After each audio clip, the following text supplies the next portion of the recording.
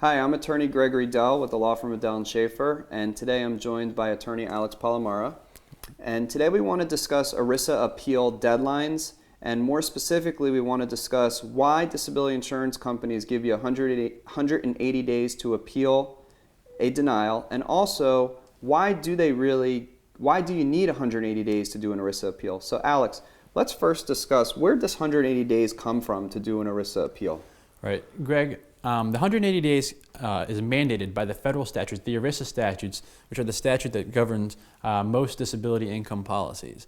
The federal government, when they wrote these laws, told the insurance companies, if you deny a person's claim, they must give you 180 days to file an administrative appeal, basically showing that you disagree with their decision to deny your claim. Okay, so you know you have 180 days. Somebody calls you, and everyone who calls me, and I know you get several calls every day, say, do I really need 180 days? Do you have to have 180 days? What if you have 60 or 90 days? I mean, what's the first thing that's got to be done to handle one of these ERISA appeals? I mean, realistically, Greg, you don't need 180 days in some cases. Some cases, the turnaround could be anywhere from 60 to 90 days. Other cases that can be quite more complicated might require the full 180 days. It depends on, every case is different. Every factual scenario is different. Every person has different levels of support from their physicians. So it's a very case-specific, case-specific to know how many days you actually need to file an appeal. Right, so when someone first calls you on the phone, there's no way to really say, oh, yours is going to take 30 days, yours is going to take 90 days, because you haven't seen the medical records, you haven't seen the claim file, you haven't spoken to any of their doctors. There's so many things that you don't know. Obviously, we want to work on these files as quick as we possibly can to get them done in the most proficient manner so that they could win their appeal, but it's hard to know the deadlines right off the bat. You know, what do you do? What's the first steps you take so that people who are watching this video can understand how long is it really going to take, to get this appeal done? What are the first steps you take when you're representing someone on an appeal? The first thing we do when we start working with a client is we send a letter of representation to the carrier, requesting from them a copy of the claim file that they've been creating on the claimant. What is the claim file? The claim file, which they have 30 days to get to us, which the ERISA statutes provide, the claim file is basically everything that you've sent to them, everything they've conducted on your case, any internal notations, any documents they've written on your case in particular, anything the claimant has sent, anything the doctors have replied to the insurance company. It could be anywhere from 100 pages to a few thousand pages. I've seen gigantic claim files. And it's basically every document that they have acquired on your case, and they were mandated by the ERISA statutes to keep on your case. Okay, so what else besides the claim file are you initially requesting? Well, we request a claim file from the carrier, and after we do that, one of the first things we do is we request all medical records from the client's treating physicians. And the reason why we do this, although the physicians might have already sent in the medical records, or they believe they sent in the medical records, we have to check and make sure that the insurance company either retained those records or ever received those records.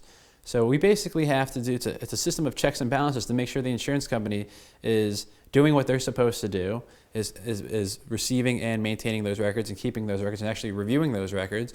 And the other purpose is oftentimes they don't have those records. So we have to make sure that they have all the records they need in order to determine our client's case fairly. Right, all the time I see where there's a lot of medical records that we end up requesting on our own that either don't appear in the claim file, which means the insurance company didn't consider them, or the records are there in the claim file and the insurance company ignored those records. Right. So those are all things obviously that we deal with whenever we're submitting the appeal.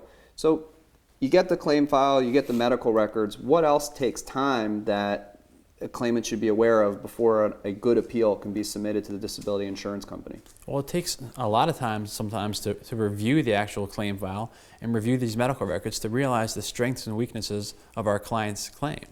Once we review it, there might be other medical testing, other reviews that we need to get done, and maybe we want to send our client to an independent medical examiner or to another physician that can support our client's claim to make our claim as strong as possible. And after we do all that, then we have to get to the part of drafting the appeal. And appeals can be, we can do an appeal on a quick turnaround, and we can do an appeal that can be very time consuming. And we have to go through each and every medical document to make sure that we have the strongest argument possible, so that we lay the strongest case possible on this administrative appeal to get our client back on claim. Right, and one point I want to go back to that you were discussing was getting additional medical support, and that often requires the claimant going back to either their treating doctor, going to a new doctor, going for some special MRI, some brain scan, some functional capacity exam, whatever it may be.